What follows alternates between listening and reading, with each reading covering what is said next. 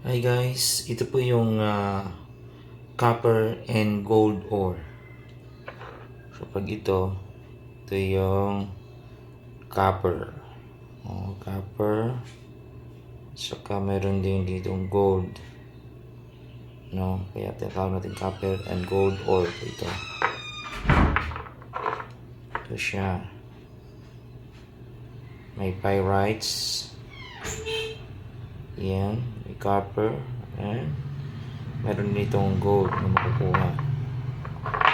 Same ito. Copper and gold.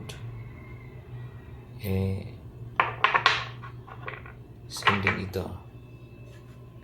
Okay. So yan, copper.